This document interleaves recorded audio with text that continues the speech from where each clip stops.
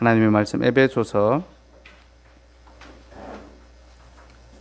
5장 22절에서 28절 말씀입니다.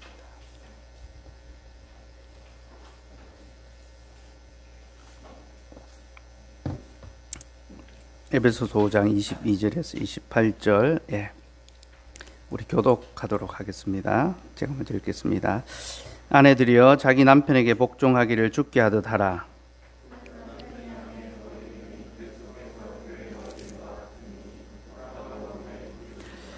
그러므로 교회가 그리스도에게 하듯 아내들도 범사에 자기 남편에게 복종할지니라.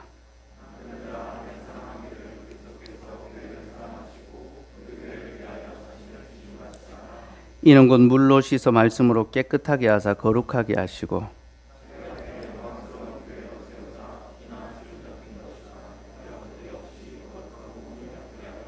같이 합시다. 이와 같이 남편들도 자기 아내 사랑하기를 자기 자신과 같이 할지니 자기 아내를 사랑하는 자는 자기를 사랑하는 것이라. 아멘. 주일에 의로우신 남편 예수 그리스도에 관한 말씀을 나누었습니다. 그래서 우리가 남편으로서 또 남자로서 어떻게 아내의 허물을 덮어주며 또 하나님 말씀에 순종하며 또 하나님의 구원의 약속, 언약의 가정을 세워가야 되는지 살펴보았는데요. 주제가 나온 김에 또 성경적인 가정, 남편과 아내의 역할을 함께 돌아보는 것이 좋겠다 싶어서 오늘은 그 부분에 관해서 좀 말씀을 나누려고 합니다. 오늘 페이퍼가 2장입니다. 총 3페이지죠. 3페이지 내용이고 제가 25부를 출력했는데 혹 부족하면 함께 좀 보시면 좋겠고요. 우리 최룡 강사님이 오자마자 이제 목사님 오늘은 기네요 하면서 분량이 많네요 그렇게 이제 이야기를 하더라고요. 맞습니다. 오늘은 분량이 좀 많습니다. 근데 중요한 내용이기 때문에 이제 원고를 그대로 내어드렸습니다. 그래서 여러분 돌아가셔서 다시 읽었으면 좋겠고요. 또 분량이 많기 때문에 또 생각보다 빨리 마칠 수도 있습니다. 그래서 하나하나 내용을 살펴보았으면 좋겠고 특별히 이 내용은 이제 존 파이퍼 목사님이 쓴 결혼 신학에 나오는 내용을 좀 축약을 좀 했습니다. 요약을 해서 여러분과 좀 같이 나누도록 하겠습니다. 우리가 가정을 세워갈 때 먼저 알아야 할 것은요, 성경 안에서 가정의 의미가 뭔가를 먼저 알아야 됩니다. 세속적인 사람들이 생각하는 그런 가정의 행복이 아니라 성경이 말하는 가정의 의미와 위치를 알아야지만 그에 합당한 가정 생활을 해갈 수 있겠죠. 성경은 가정이 하나님과 우리의 관계, 곧 그리스도와 교회의 관계를 보여주는 그림자라고 합니다. 이것이 결혼의 첫 번째 의미라고 또 성경은 이야기합니다. 곧 우리는 결혼을 통하여 남자와 여자의 사랑과 행복을 추구하는 것이 아니라 그리스도께서 얼마나 자신의 교회를 사랑하시는지, 또 그의 교회가 얼마나 신랑 되신 그리스도에게 순종하는지를 잘 배우고 또 그리스도와 연합되고 한몸 되는 것을 누려가기 위해서 하나님이 결혼이라는 제도를 주셨다는 거예요. 결혼이라는 것은 어떠한 사람에게도 허용되지 않는 그런 이 사랑과 이 친밀함과 이 관계들이 그 안에서만 허용이 되잖아요. 가정이라는 울타리 안에서 남편과 아내라는 관계 안에서만 누릴 수 있는 복이 있고 기쁨이 있습니다. 다른 사람은 결코 알 수 없는 남편과 아내만이 알 수 있는 그 깊은 친밀함, 또 그 몸의 하나됨, 그 즐거움과 기쁨, 이 모든 것이 우리가 그리스도와 연합한다는 것이, 하나님과 연합한다는 것이 얼마나 복되고 좋은 것인가, 얼마나 귀한 것인가를 알도록 주신 은혜의 선물이 바로 결혼이라는 제도고요. 또 자녀를 놓고 가정의 울타리 안에서 함께 가족끼리 사랑하며 건강한 가정을 세워가는 것이 주님의 교회가 주님의 은혜 가운데 아름답게 살아가는 그런 기쁨, 또 그 안에서 우리가 영생의 기쁨과 삶을 누려가는 그 유익이 뭔지, 이 복이 무엇인지를 알도록 주신 것이 바로 결혼이라는 제도, 가정이라는 울타리는 거죠. 그래서 우리는 이 관계, 이 원리를 기억하고 부부관계 또 가정생활을 이루어 나갈 수 있어야 되는 거죠. 그리고 결혼이 또 남편과 아내가 그리스도와 교회의 관계를 보여준다고 할 때에 우리는 남편과 아내 이 둘 사이에 서로 섬겨야 하지만 섬김의 방식에 있어서 차이가 있다는 것을 또한 인정해야 합니다. 남편과 아내는 서로 섬기며 봉사해야 되지만 섬김의 방식에 차이가 있습니다.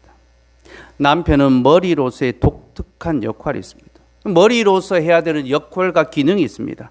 또 아내는 그 머리에 대한 복종하는 독특한 역할이 있습니다. 서로 머리됨과 복종함의 이 원리를 따를 수 있어야 하는 거죠. 남편이 머리고 아내는 거기에 순종해야 된다고 하니까 굉장히 가부장적인 그런 어떤 제도, 또 틀처럼 그렇게 느껴지기도 하고, 또 남편은 늘 군림하는 자, 그리고 아내는 늘 복종하고 섬겨야 되는 그런 어떤 그림처럼 보이기도 합니다. 그러나 이 머리됨과 이 복종한다라는 개념은요, 순종한다는 개념은요, 군림하고 또 이제 마냥 섬기만 하는 그런 것이 아니라 서로 섬기며 서로 복종한다는 이런 원리가 그 안에 담겨 있습니다. 그래서 뒤에 이제 내용을 보면요, 남편도 아내를 깊이 섬겨야 되고 또 아내 역시 마찬가지로 남편을 섬겨야 되는데요. 그럼에도 불구하고 우리는 이 남편과 아내의 역할의 차이가 있다는 것을 기억해야 되고, 이것이 그리스도와 교회의 관계, 곧 그리스도는 그리스도시고 교회는 그의 몸으로서 기능한다는 것을, 이것을 보여주는 그림자, 비유라는 것을 우리는 알아야 합니다. 예수님의 모습을 한번 생각해 보시면요, 예수님께서 제자들을 많이 섬기셨습니다. 사랑으로 섬기셨고, 또 십자가에 달리기 전날에는 그 제자들의 발을 씻어 주셨죠. 주님은 제자들을 섬기시며 또 기꺼이 복종하셨습니다. 하지만 주님은 여전히 선생이고 머리셨죠. 주님이 제자들의 발을 씻기셨다고 주님의 위치가 종이 되는 것은 아닙니다. 그죠? 선생으로서 섬겼던 것입니다. 그리스도께서는 항상 그리스도시고 우리는 항상 교회이듯 이 순서, 이 관계를 역전할 수 없잖아요. 그렇죠?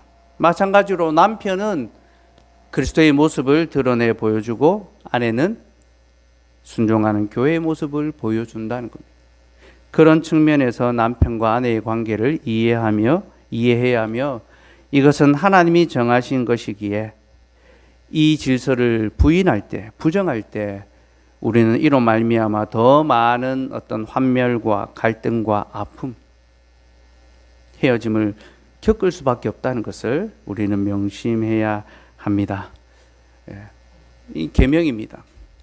이 순서, 이 질서는 하나님 주신 말씀입니다. 하나님이 정하여 주신 것이니 우리는 여기에 순종할 권한만 있지 이것을 바꿀 권한이 없습니다. 흔히 남편과 아내의 관계를 하나님이 짝지으신 것이다 라고 그렇게 말하죠. 그래서 사람이 나눌 수 없다 라고 이야기합니다. 역할도 마찬가지입니다. 그 관계만 끊을 수 없는 것이 아니라 하나님께서 짝지으신 역할이 있습니다.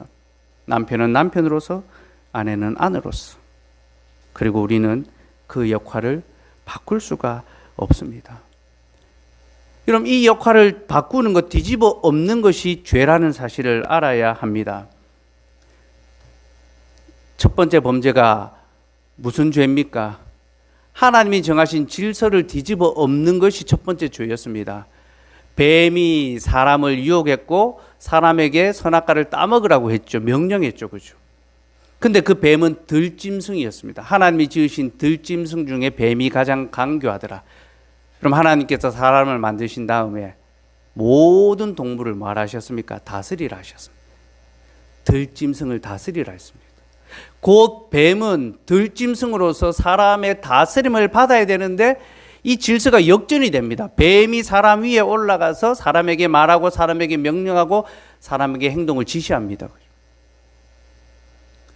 하나님이 정하신 질서가 깨어지는 것, 그것이 바로 죄의 실체였습니다. 남편이 아내에게 먹을 것을 주고 관장해야 되는데 아내가 먼저 따먹고 남편에게 먹을 것을 주었죠. 그렇죠? 머리됨에 이 순서가 뒤집어진 것입니다. 그게 죄입니다. 그런 죄가 일어나니까 어떤 일이 벌어집니까? 둘 사이에 갈등이 일어났죠. 둘 사이에 상처와 미움과 고통이 벌어졌습니다.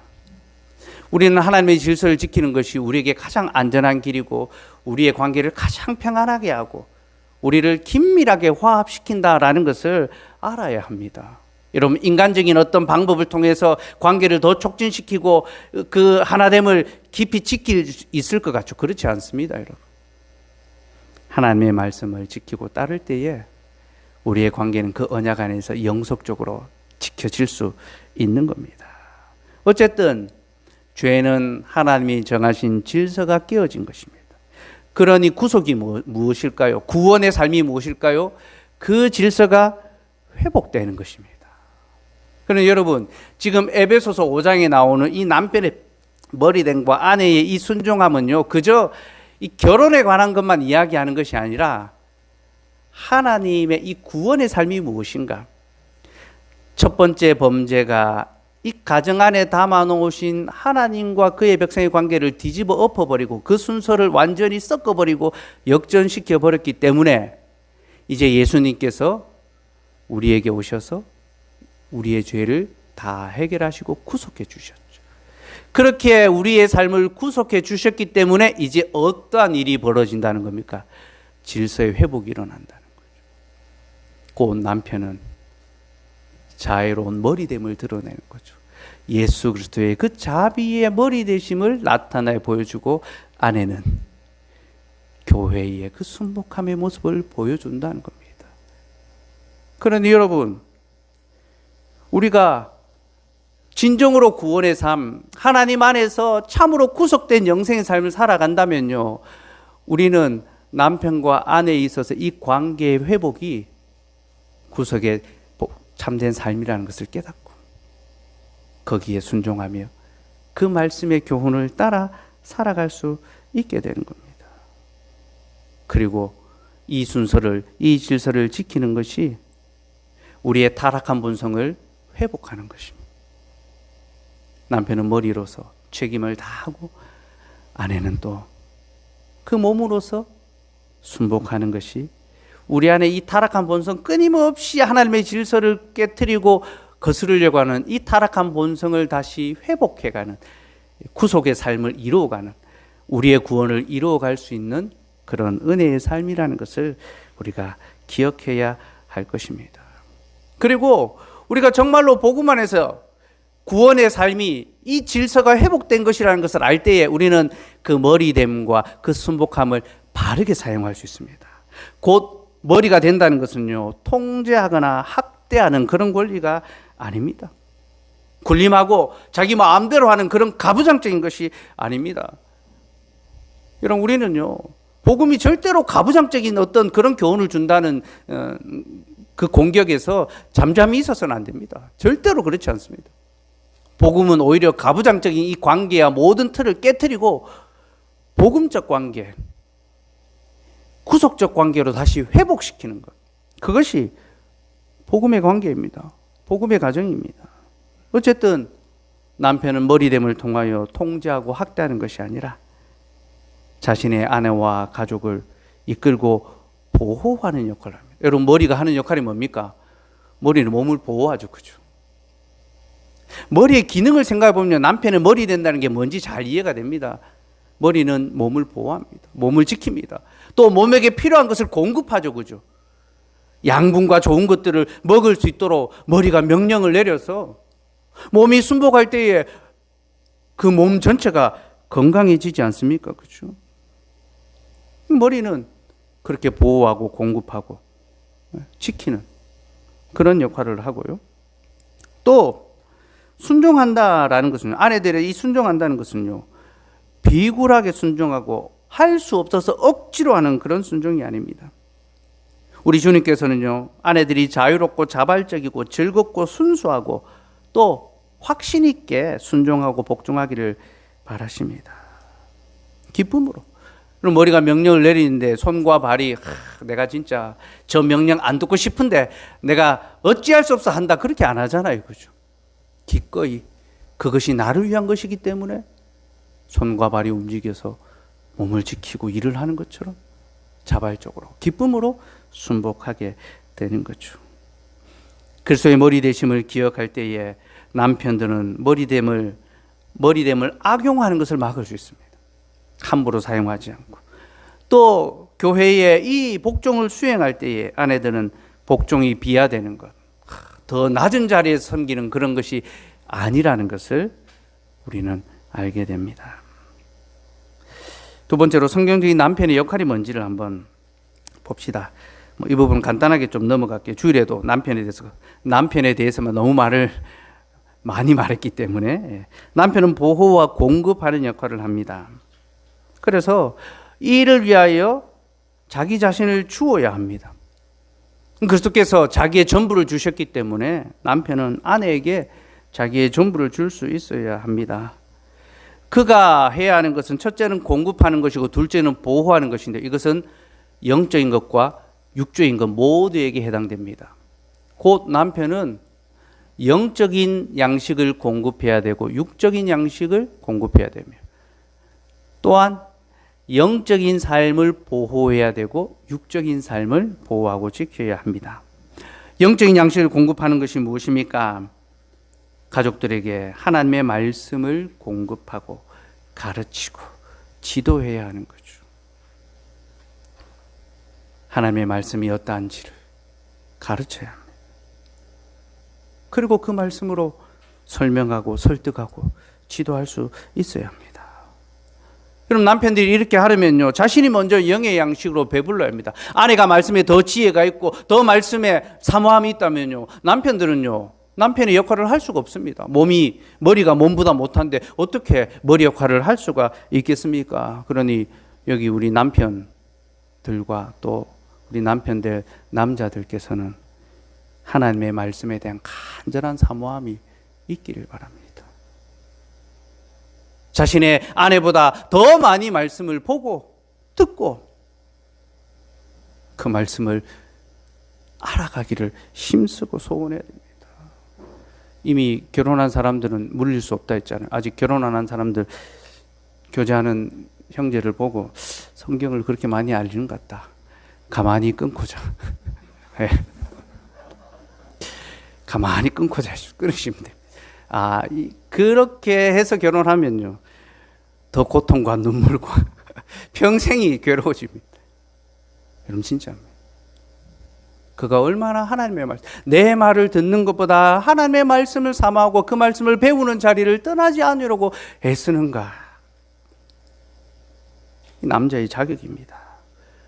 둘째로 그는 물질적인 이 양식을 공급해야 합니다. 하나님께서는 일용할 양식을 우리에게 주시되 남편들을 통하여 주시기를 원하십니다. 물론 우리 시대에는 남편과 아내가 같이 이제 벌어야 되는 그런 경우들이 있죠. 어쩔 수 없는 상황에 그런 것들이 있을 수 있습니다. 근데 이것은 어떻게 보면 죄로 인하여 어그러진 사회 구조 때문에 그런 겁니다. 또 다른 한편으로는 우리가 또 너무 많은 것을 가지려고 하는 욕심이 작동하는 것일 수도 있습니다.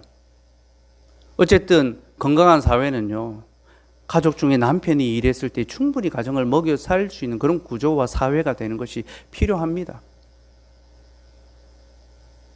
그런 측면에서 우리는 하나님이 남편들에게 일용할 양식을 책임지는 그런 역할을 주셨다는 것을 명심해야 합니다.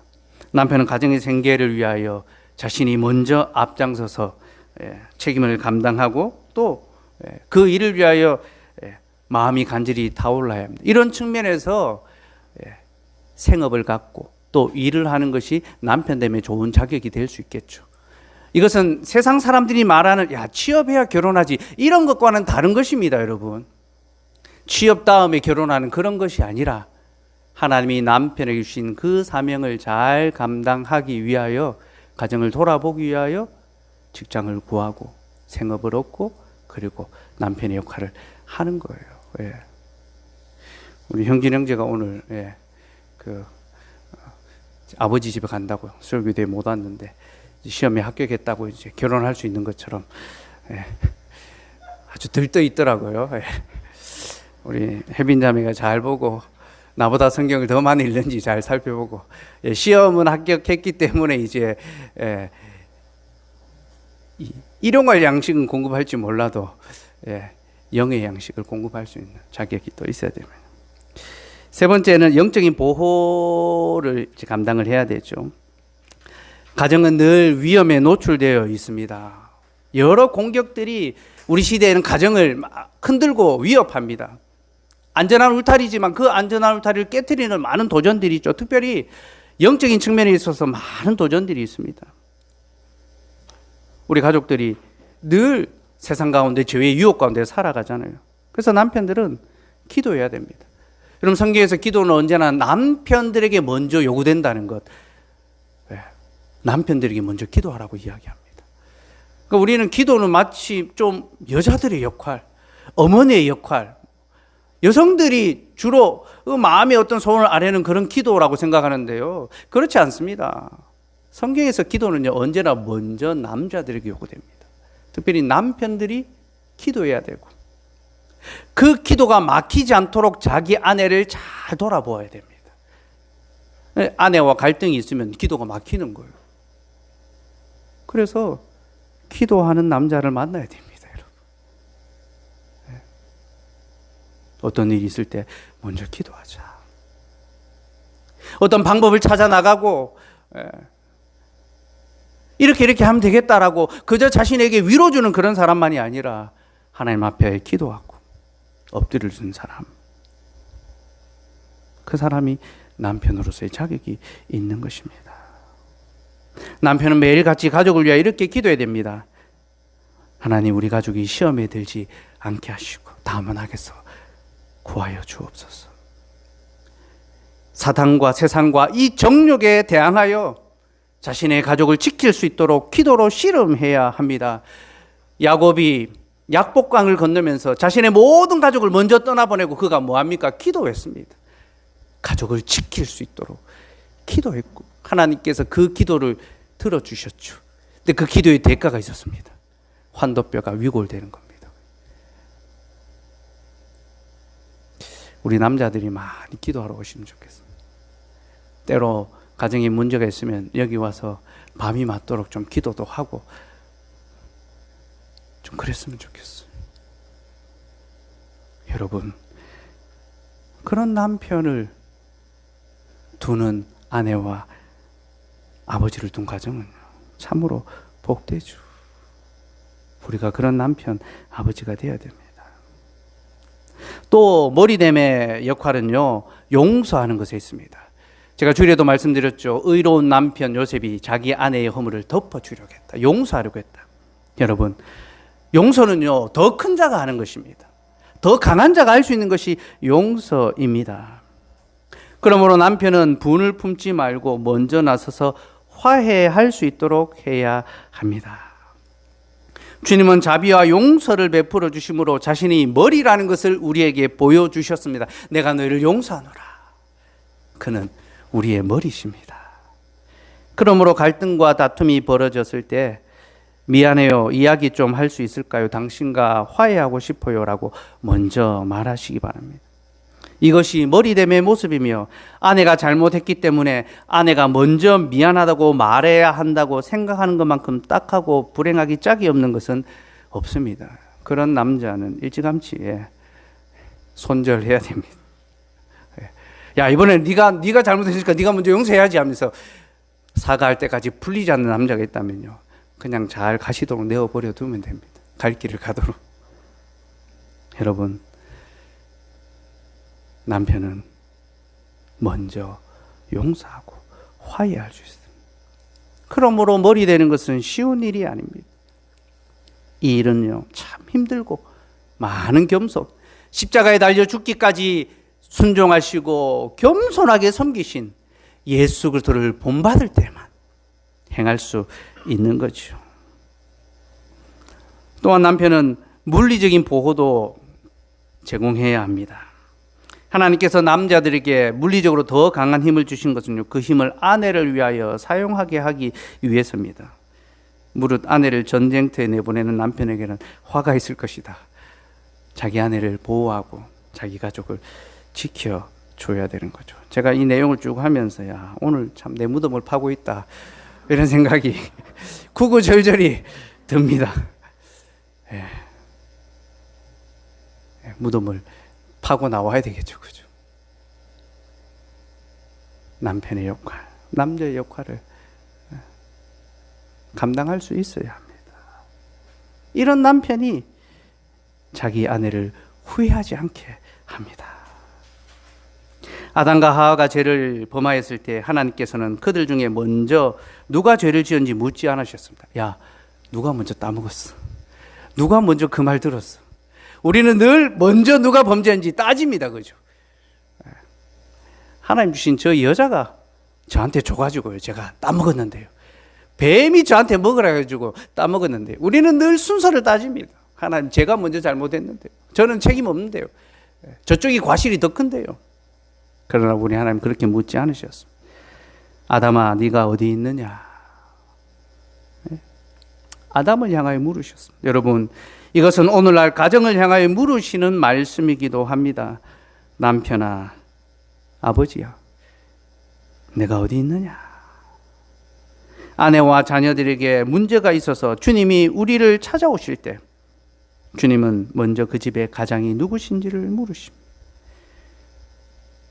그러므로 남편이 하나님에게 주신 그 책임을 기쁨으로 잘 감당하는 남편, 그런 남자와 결혼한 아내는 결코 후회하는 법이 없습니다. 자기 아내를 후회시키지 않는, 괜히 결혼했다, 내가 그때 사람들 많았는데 왜 이 사람하고 결혼했을까가 아니라 내가 다른 사람과 결혼했으면 어떨 뻔했나, 내가 이 사람과 결혼하는 것이 참 복이다, 그렇게 고백할 수 있도록 남편과 남자의 역할을 감당할 수 있으면 좋겠습니다. 예, 이제 자매들의 무덤을 파도록 하겠습니다. 성경적인 아내의 역할이 무엇인가? 두려움 없는 순종을 행하는 것이 아내의 역할입니다. 베드로전서 3장 1절에서 2절 말씀 같이 읽읍시다. 시작.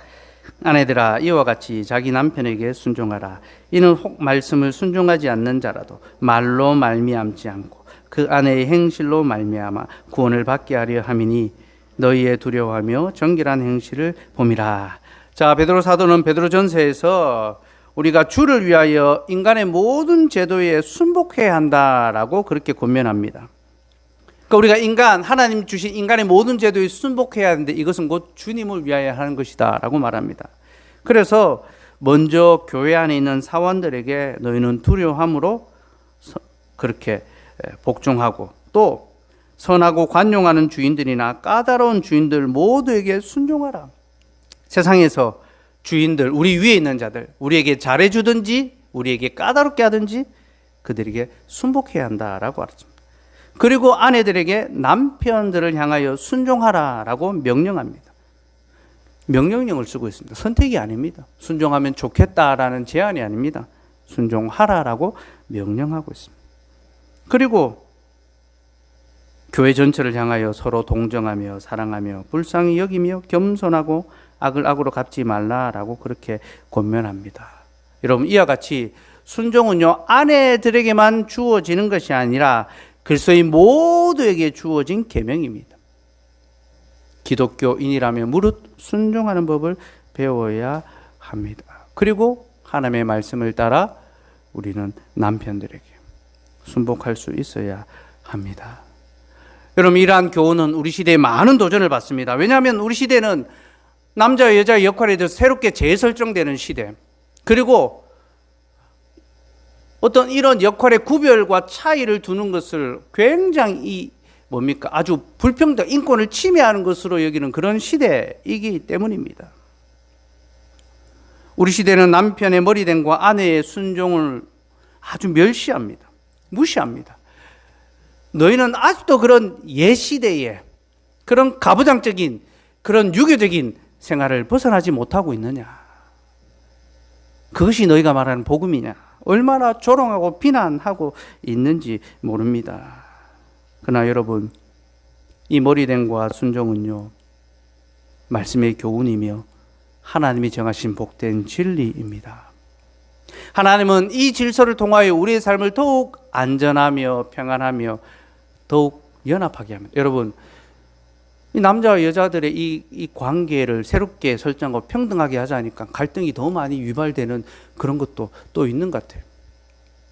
정말로 성경 안에서 남편과 아내, 남자와 여자의 관계를 바르게 적용한다면요, 저는 남자는 여자를 더욱 존중하며 높여주게 되고, 여자는 남자를 잘 따르고 순복하게 되리라 믿습니다.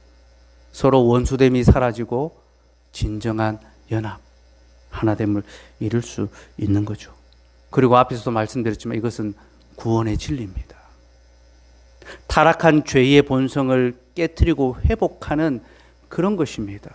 그러니 여러분, 우리가 이 관계, 남편과 아내의 이 성경적인 바른 관계를 세상에 드러내는 것은요, 세상에 하나님의 영광을 드러내는 것입니다. 무너지고 깨어진 가정들이 많은 이 시대 속에서 참된 가정이 무엇이고, 이것이 하나님의 구원의 영광이라는 것을 우리의 이웃들에게 세상에 보여줄 수 있는 거죠. 특별히 순종은 여성다움의 이 아름다운 뿌리입니다.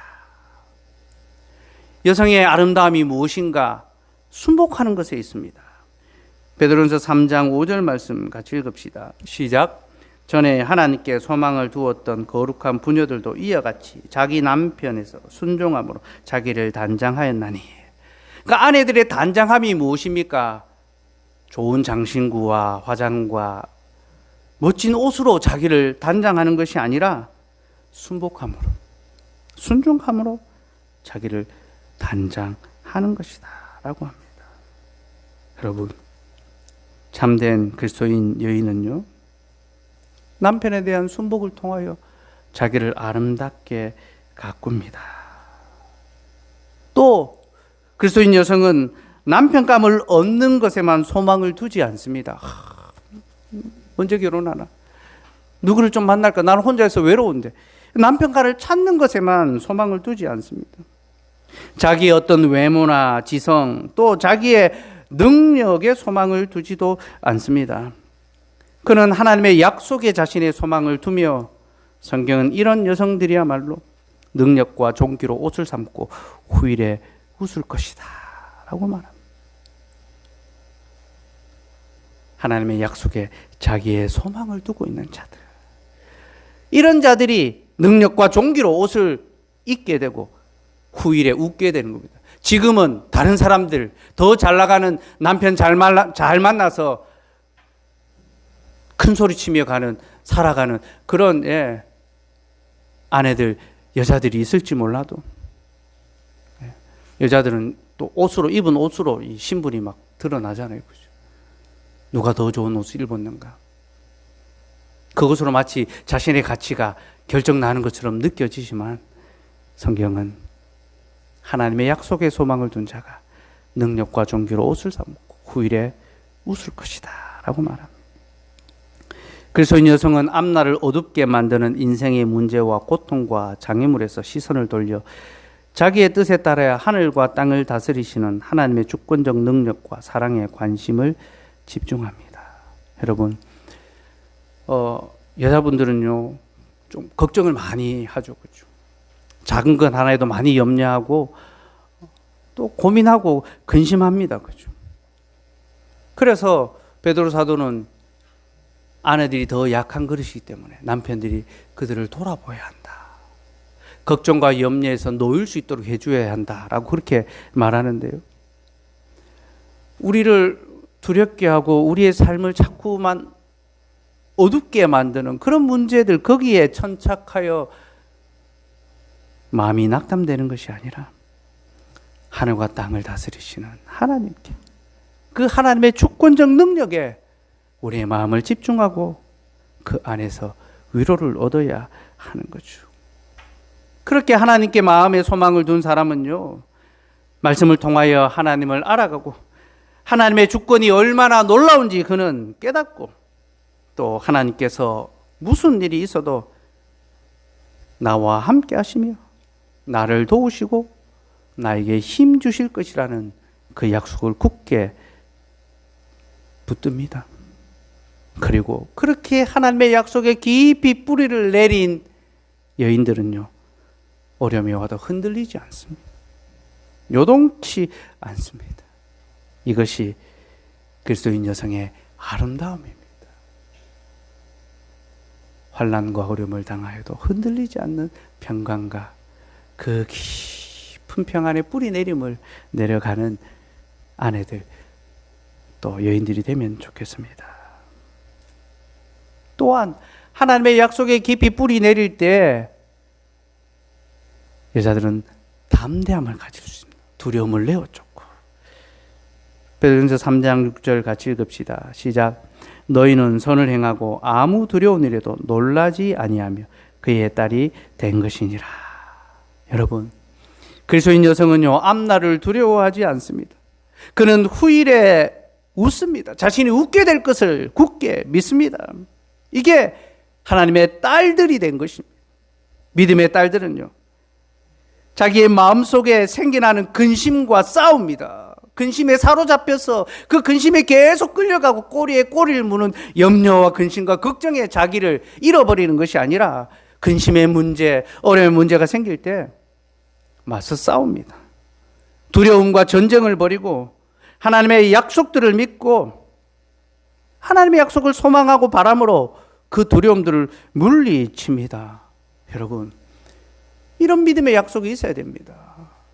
우리 남편들은 자기의 아내들이 이런 믿음의 약속 가운데 흔들리지 않는 그런 견고한 신앙을 가질 수 있기를 바라고요.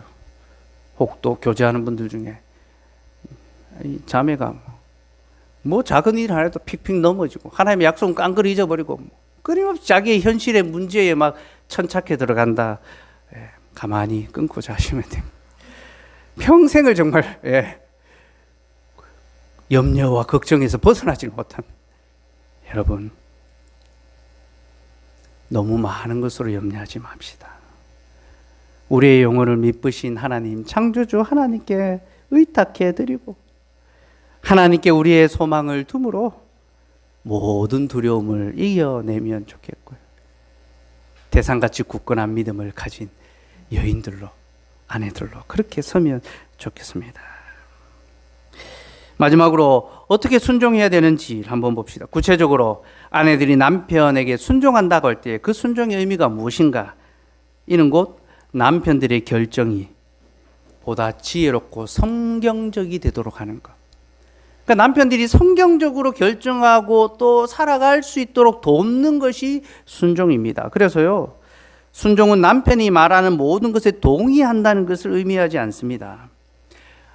순종하라 했으니까 당신의 말에 다 옳습니다. 내가 따릅니다. 이런 무조건적인 동의 아닙니다. 거숙이 아닙니다. 믿음에 있어서 가장 우선되는 것은 언제나 말씀에 대한 순종이죠. 그거 남편의 결정이 하나님의 말씀에 부합되는지 안 되는지 먼저 살펴야 됩니다. 둘째, 순종은 자신의 생각이나 의지를 버리는 것을 의미하지 않습니다. 나는 생각할 필요 없고 남편이 생각하면 돼. 그런 거 아닙니다. 아내들은 복음에 대하여 심사숙고하고 스스로 판단하여 선택할 수 있습니다. 더 좋은 것을 제안할 수 있습니다. 또 이 세 번째가 중요한데요. 순종은 남편을 변화시키려는 어떠한 노력도 하지 않는 것을 의미하지 않습니다. 그럼 남편 안 돼? 그냥 내버려둬 야지. 방치해버리는 것이 아닙니다.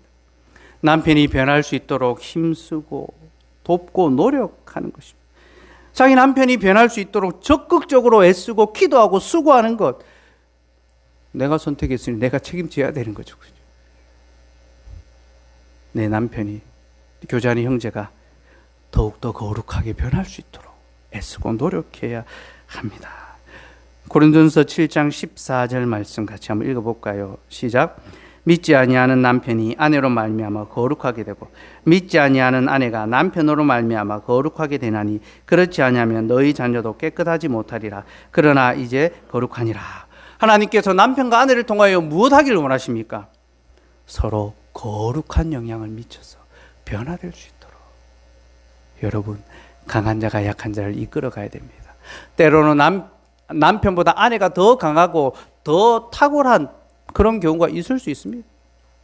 그때 연약한 아내를 끌고 가고 이끌어 갈 수 있는 그런 지혜가 필요합니다. 16절도 한번 읽을까요? 시작.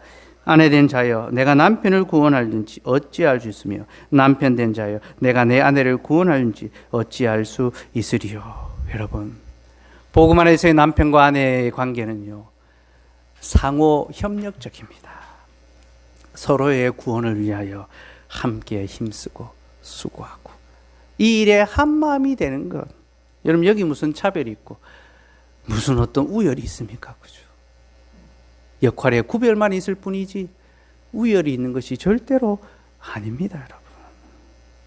마지막으로 순종은요, 아내가 두려움으로 행하는 것을 의미하지 않습니다.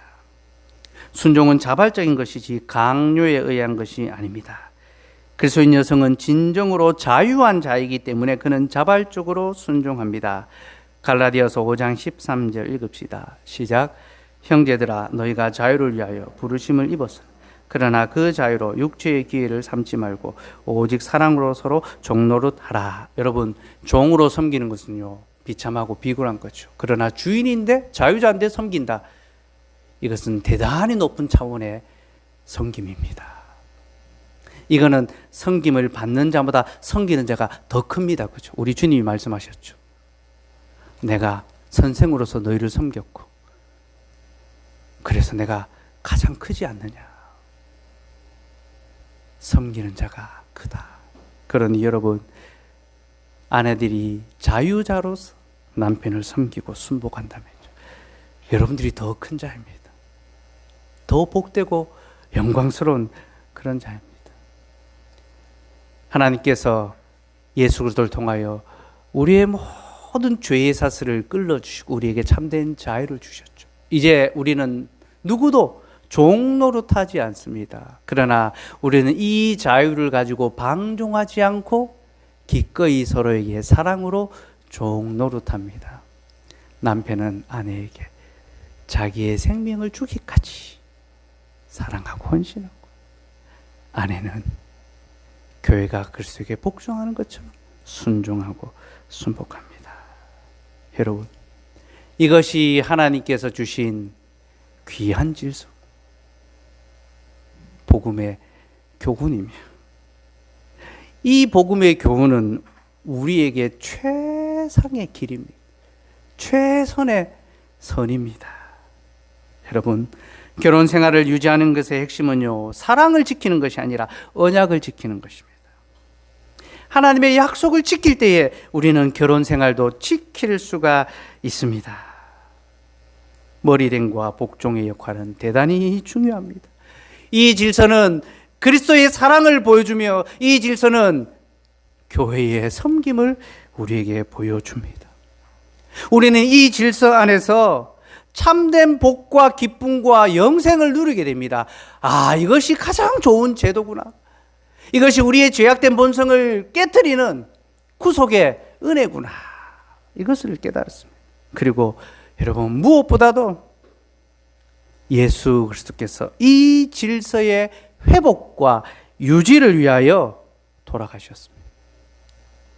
그리스도께서 십자가에 달려 돌아가신 것은 이 어그러진 질서를 회복시키시고 이 질서가 계속 유지될 수 있게 하기 위하여 십자가에 달려 돌아가셨습니다. 그러니 예수 그리스도의 그 십자가의 죽으심을 기억하고 그의 겸손하심을 본받아 서로 사랑하고 서로 순복하며 하나님 앞에서 아름다운 가정, 아름다운 교회, 또 아름다운 이 세상을 세워갈 수 있는 저와 여러분 되기를 소원합니다. 아멘.